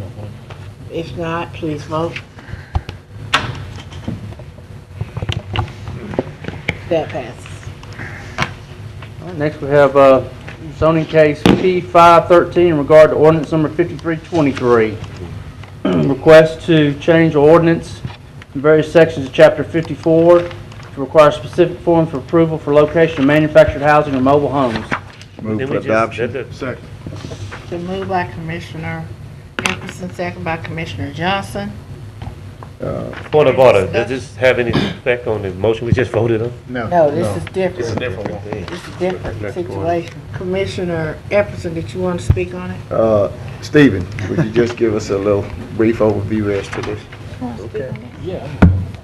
What this ordinance does, this, right now today, as the ordinance reads, in RA, what many people refer to as double wide homes. In our ordinance right now today, it is a manufactured home. It's required to have a pitched roof. It's required to be skirted. These homes in all of the R1 districts and in the RA districts are a use by right today. One of the concerns that came up, and this was initiated, this particular ordinance was initiated by one of our commissioners. It started off as a resolution. It was discussed by the commission to clarify exactly what was going to be accomplished. There was a public hearing on this particular ordinance, and then it was forwarded on to you for consideration. If I live in a gated community that has covenants and restrictions that are active, in many cases that gated community prohibits certain types of homes, even it will spell out exactly what type of home can be built in square footage and even in some cases design standards. If you live in a neighborhood that is an older neighborhood, and in many cases a neighborhood that's seeing a lot of disinvestment, those covenants and restrictions oftentimes have expired or maybe have never existed at all. So there is not a protection there that the citizen could avail themselves as you would in a gated community with the civil action. And so the idea was, why don't we look at doing something that would able to protect those who don't have any recourse with that. So that's kind of how this began. So all of those what many people refer to as double wide homes in this ordinance would really not even be referred to as double wide homes anymore. They were basically referred to anything that is a mobile home that's on wheels, that is actually the way the ordinance is crafted. If it's defined by HUD and regulated by HUD as a mobile home or a manufactured home, that is no longer going to be a use by right, except in two districts. And in a mobile home subdivision and in a mobile home park, it would be a use by right. It would not be a use by right in the RA district, and it would not be a use by right in any of the R1 districts. However, there will be a pathway in order for those to be considered. Single wides now were never in the R1 districts, but could be considered by right with an acre or above in the RA district. There was a path available that was an administrative approval that would allow that to be considered, and there was also a path through the ZBA for the single wide homes. Now what would happen if this ordinance goes into place is you would have everything that is not a use by right would become a special exception use. And then you'd have to go through a public process, no longer an administrative process. It would be a public process in order for that to be considered. What the change in the fee structure that we've spoke up before is, currently when you do an administrative approval, that fee is $350, and for any special exception approval is $600. So what this does is sets up a new category, and actually affects some other cases as well, sets up a new category. If it's your residential special exception, now your fee is $350, and it used to be $600. So it actually you know, is going to make it a little bit cheaper when you have a residential special exception use, even beyond this. But that's basically what's in front of you today, and that's what would be accomplished by the action if this is approved.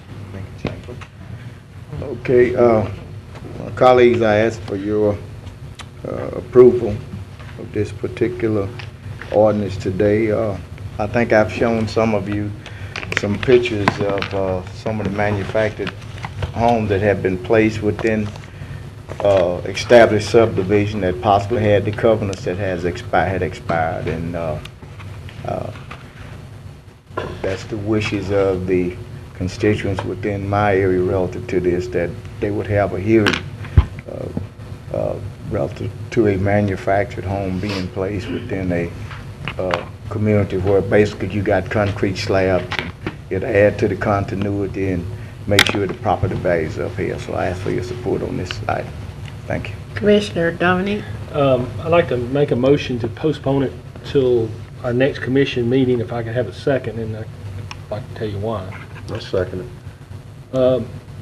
I met with Steve a while ago because when I printed out the ordinance, it's 8 pages long, and I said, well, what are we changing? Is this a totally new ordinance?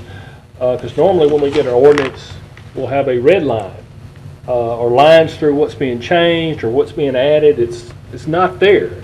So we're looking at something that I don't really know what we're passing other than what he's telling me, which I have no doubt that's true. And after talking to you, it sounds like a good deal. And actually, you know, we talked about something in Commissioner Epperson's district that you know, this would help alleviate some problems. But I just have a problem with this ordinance the way it's written, with no lines, no additions, and things being changed that I really don't know in detail what we're voting on until we see what it is.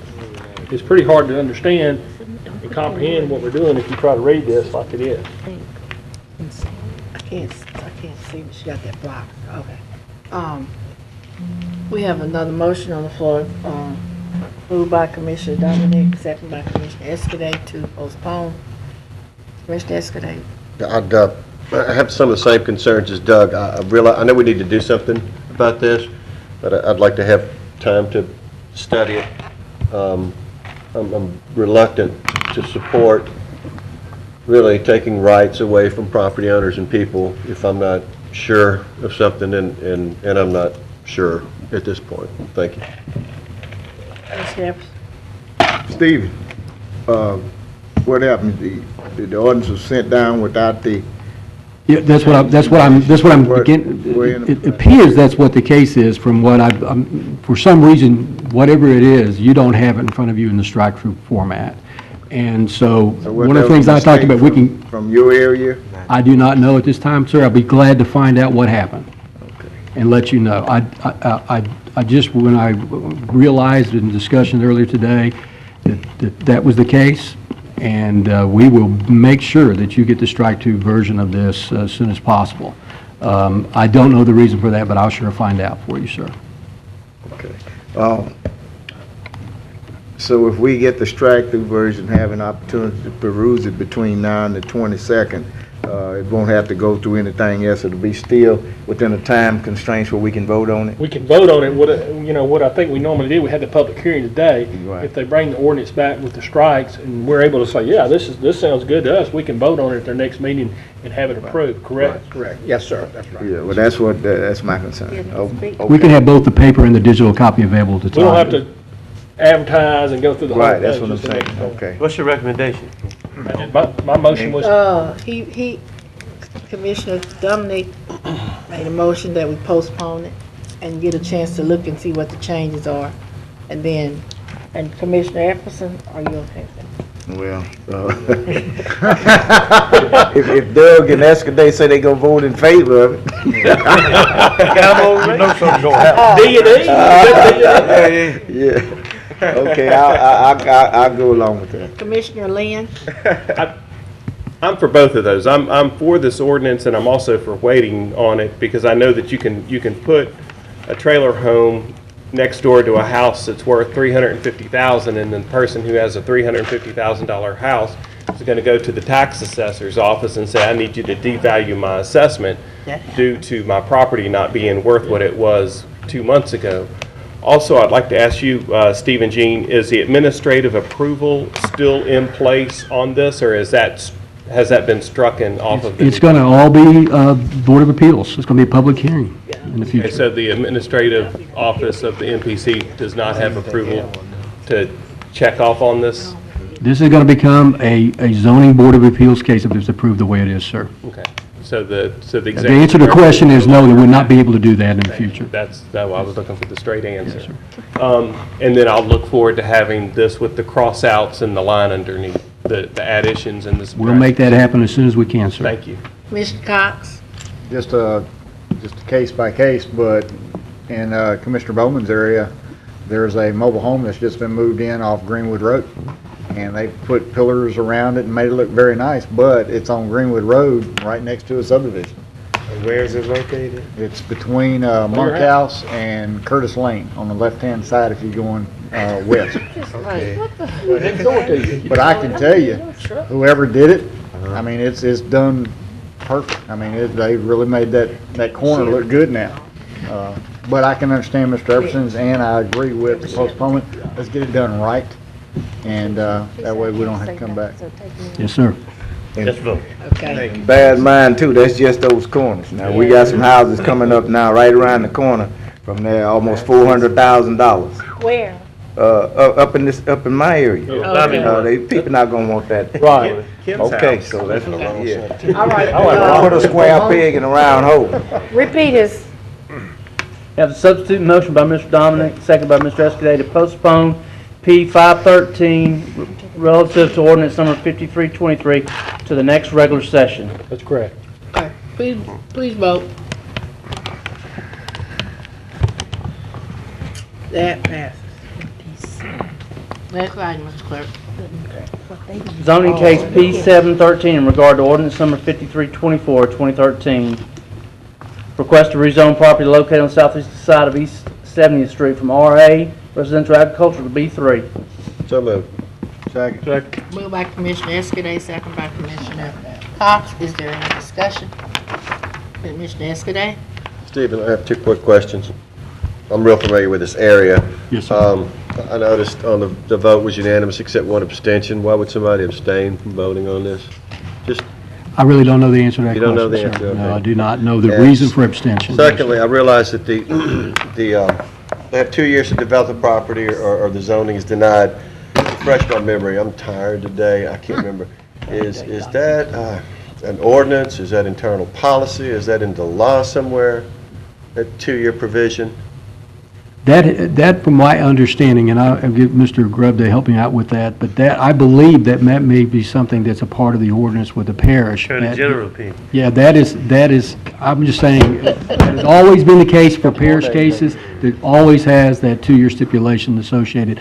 I'd have to go back and find out exactly where that's I don't really have contained to in the have it ordinance. today, just I saw it and it brings up that question, because I'm real familiar with this particular area. Nothing is going to change out there. You're going to have another gymnasium out there with all the rest of them out there. So whether it's 2 years or 1 year or 5 years, nothing's going to change out there. Yeah, there's been quite a bit of a discussion through the years since I've been to MPC about that 2-year stipulation. A lot of people feel like it needs to be in place because if for some reason that particular use that was being proposed did not come through, and it may be something that a little different that did not go through a public process, would be a problem. Since then, we have a site plan approval process that pretty much kind of ensures that those things that will be taken care of. I appreciate it. I just couldn't recall it. It's not necessary that I'll find out on my own.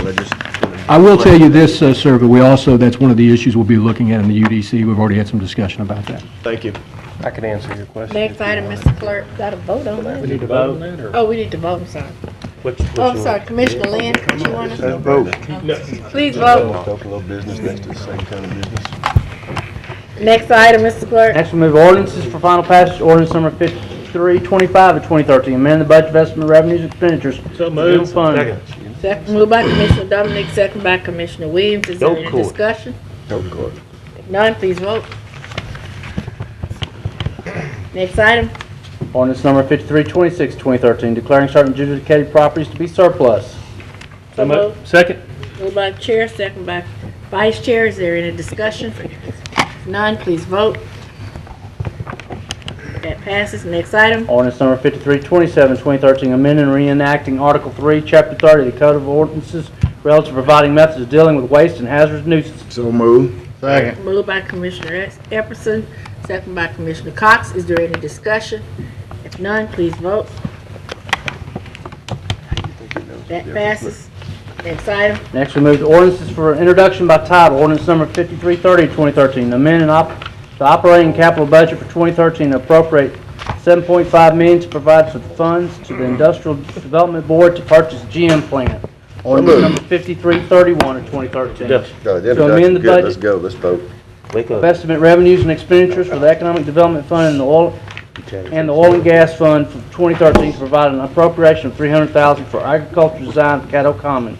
Ordinance number 5332 of 2013, declaring certain adjudicated properties to be surplus and authorize the parish administrator or designate sell tax interest. Ordinance number 5333 to amend the Caddo Parish Code of Ordinances to amend and reenact Section 2-30 thereof, authorize commissioners and dependents to participate in group insurance. Next, we need to ratify the minutes for August 5th. Second. Moved by Commissioner Dominic, second by Commissioner Johnson. Is there any discussion? If none, please vote. That passes. Next, we move to resolutions. Resolution number 35 of 2013, amend the rules and bylaws of Caddo Parish Commission travel policy. Commissioner Epperson. Madam Chair, I vote to remove resolution number 35 from the agenda. Moved by Commissioner Epperson, second by Commissioner Williams to remove resolution number 35 from the agenda. Is there any discussion? None, please. This wasn't brought through the committee. We had a committee meeting, and the committee came up with a recommendation. Okay. And I will bow to the wishes of the committee's recommendation. And I just wanted y'all to explain it just in case somebody was Okay. listening. Yeah. Please vote.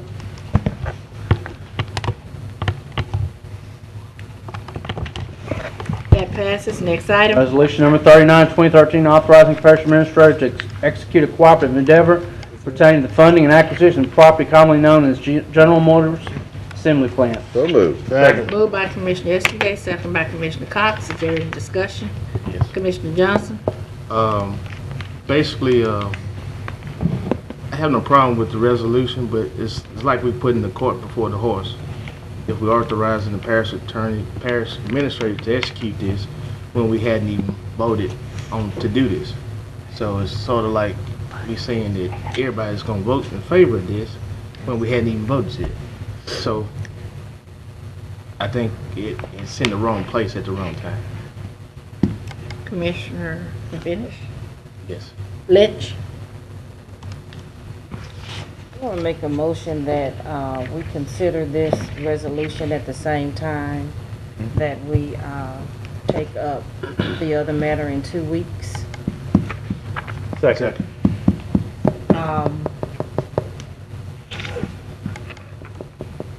We just had an item on the agenda where, we didn't have strikeouts or anything, and in this particular case, we really still don't know what the parameters of this agreement are.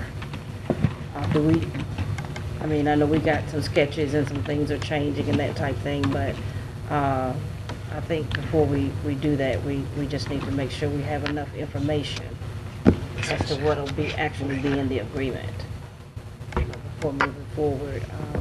And we can do it all at the same time. I think we talked about this in the committee meeting, that it was on the agenda, but that it could be considered at the same time, right, Charles? Well, you made that committee meeting. So yeah, so that's why I support that. Thank you. Okay, we have a motion by Commissioner Lynch. I'm on the speak. I know. Commissioner Epperson. This resolution, is it my understanding that we are just basically forewarning the Industrial Development Board of what our intent is? Right. So they can, make sure they kind of publicize, and irrespective to the outcome, they'll be prepared and ready to act upon.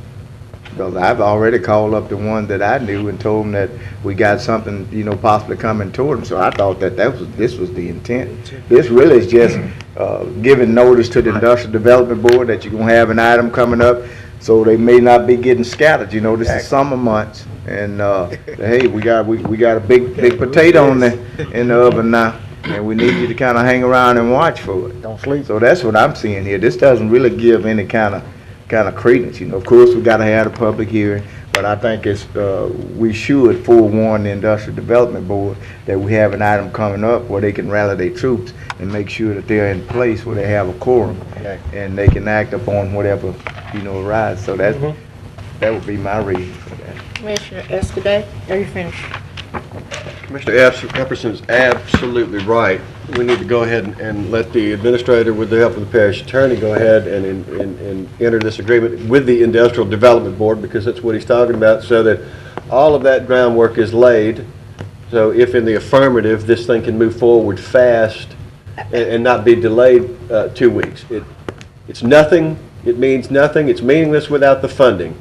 So I don't think it's putting the cart before the horse. I think it's being prepared. And I'm just going to say one last thing. JOBS, jobs. Thank you. Commissioner Williams. I too agree with Commissioner Epperson. This is number due process. Something we normally do on a case like this. We can continue to ask for information and question at the same time, crafting and creating this piece of resolution where it can move forward. And at such time, if we done answered enough question and need more question and more work, we still got almost 3 weeks to vote on the thing. Remember, we have a date we're shooting for, which is September. So let's continue to move forward. The people in my district need job, job, job. Thank you. Commissioner Bowman. Well, I too echo, and as a member of the Economic Development Committee, I too am very concerned and about time being wasted, and I do support this. And I'll just put my hat on again because I too want jobs. And I know all the whole Caddo and this region wants jobs. Don't worry, we need jobs. These are not just any type of jobs. Your mama must be working through They're you. good jobs. So I'm with jobs all the way. All right. How are you so special to get a hat? You're a rookie. I don't have a hat, and I'm signing a senior around here, man. Jobs. Commissioner Thibodeau. Yeah, would it help if we changed the word execute to prepare? Yes. It would help. Would that help? Is that a problem? Mr. Grove, would that be a problem? AGO. Commissioners, at some point in time, you're going to have to authorize the execution of the agreement. Let me say what I said when the committee met before. This is a two-step process. The commission has to do two things to authorize this transaction. One is you have to provide the money, which is what the purpose of the ordinance is. And two, you have to authorize the transaction, which is what the purpose of the resolution is. As I indicated to the committee,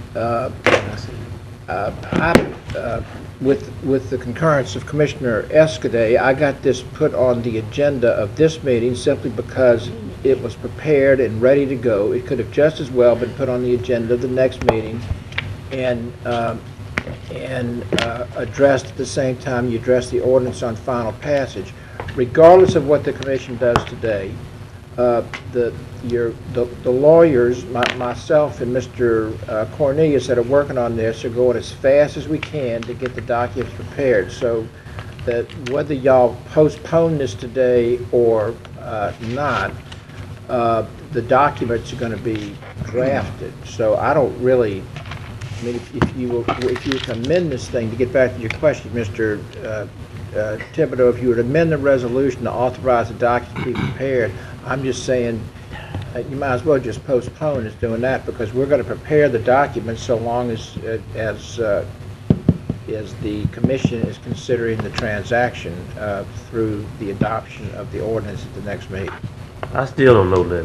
What you said? He said no. Commissioner He said it Cox. doesn't matter. You know, over the years, we as a government body have had plans come up to us. We've always done the right thing as far as planning, okay? Planning would say that everything's done and from A to Z, and you go in order. Sometimes we don't do that, but in the end, before a final product is done from this board, I can always tell everybody in my district and in Caddo Parish, we did it right. We don't have to go back. I'm going to vote for this simply because it's the right thing to do, it's in order, and it keeps the process going. To keep this process going is our main concern right now. Yes, I want this plant just as bad as anybody else. Yes, I want a hat just like you got. But bottom line is, let's vote this through today. Get everything from the attorneys. Keep this thing going. If we have a problem with the paperwork or the finances after this, we sit down, we stop it, we get it correct, and then we move on. We've always done that, and we're going to do it here today. Thank you. You need to talk again? No, ma'am. Commissioner Johnson? We all want jobs. The creation of jobs is very important to everybody that's sitting around this horseshoe. But at the same time, we don't live in a stone age. We don't have to write the contract down on a rock. Basically, we have all this electronic technology. It doesn't take days to create this. Stuff is going to be worked behind the scenes anyway. So why put this on the agenda to do it this way when we hadn't even voted to pass the ordinance? If we put it on next meeting, next time we have our regular meeting, the ordinance will come up before the resolution, so it will still be in order as it should be in documentation. That's all I have to say. Thank you. Commissioner Lynch? Yes, I don't want the general public to be fooled that us postponing this resolution is somehow delaying the process. That's all. I mean, Ray Cornelius has been working on this for a year. So it's not slowing anything down, it's not keeping anybody from getting a job or any of that other stuff. It has nothing to do with it. He's gonna continue doing what he's been doing for the last year with our staff. But what we don't have, I don't know how on one hand on a zoning case, we had the language and didn't have the strikeouts, and we didn't want to pass it. And here we have nothing in writing about what this actual agreement is going to say. And yet everybody's, oh well, yeah, let's just do it with nothing, a blank sheet of paper. So although I know we've gotten some information on a sketch of an outline and that type thing, I would like to see before I, authorize somebody to execute something, what it's actually going to say. And if there's some input, that needs to be done, we can do it. We can get it done so that when it hits the agenda, we can just move forward with passing it instead of getting something that day or a couple of days before, a couple of hours before, and then having to hash that out on the floor. That's not going to be fair to really do that at that juncture. And so that's really the reason, that I'm saying, and our lawyer has already said, it's kind of put on there at a commissioner's request, but certainly, and maybe we had anticipated having the other part done quicker, but that didn't happen, and certainly they both can be done at the same time. It's not going to belabor. It's not going to belabor anything. Commissioner Escaday?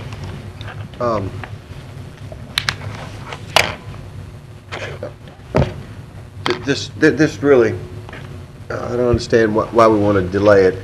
Anybody who doesn't know the details of this document, even though it's not complete in its final form, it hadn't been paying attention to everything that's been going on and all the meetings that have been going on for months. And if you don't know, you don't have that information, shame on you, whoever you are.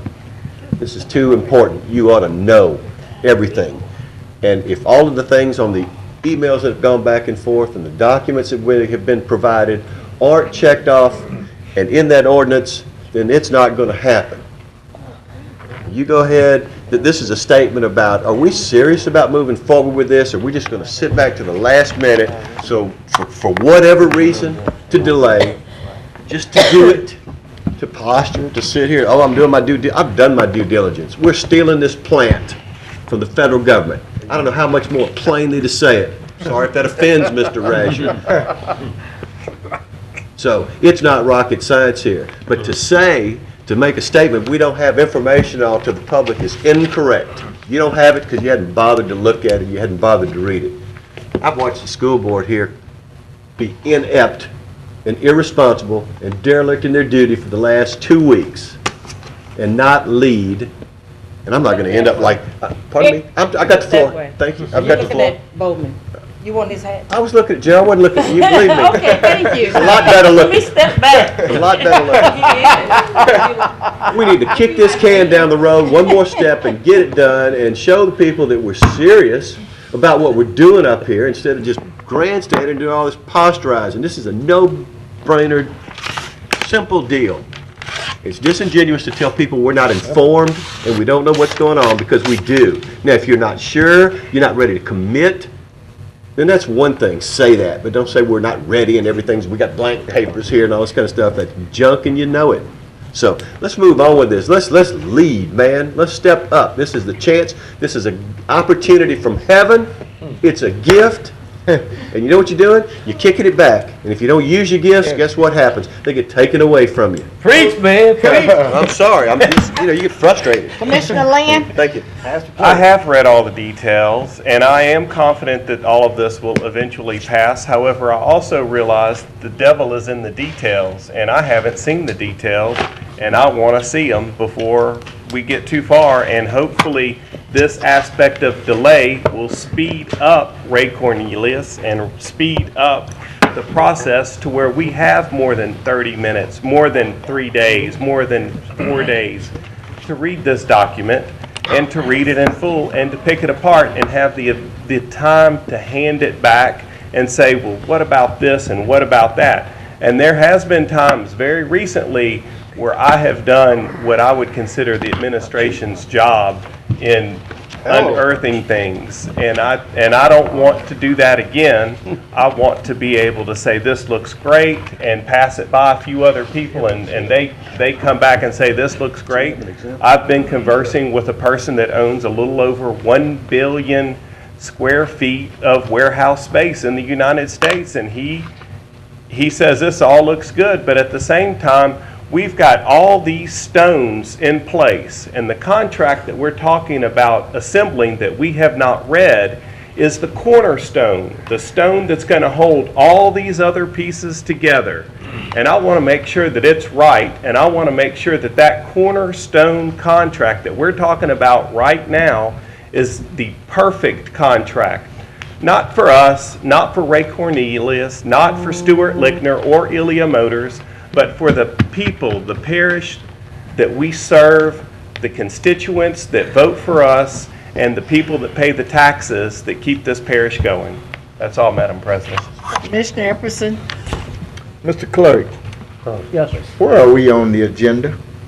We're on Resolution 39, sir. I got okay, what if we click on that little blue deal on resolution number 39? What would pop up? Resolution. Huh? The resolution. Resolution, sir. Okay. Well, I mean, what are we talking about? Okay. Thank you. That's all I have. I got it. Unsolved this. Let's call for the question. I second. We can vote on calling for the question. That passes. Now we need to vote on the resolution. We have to vote on the substitute motion.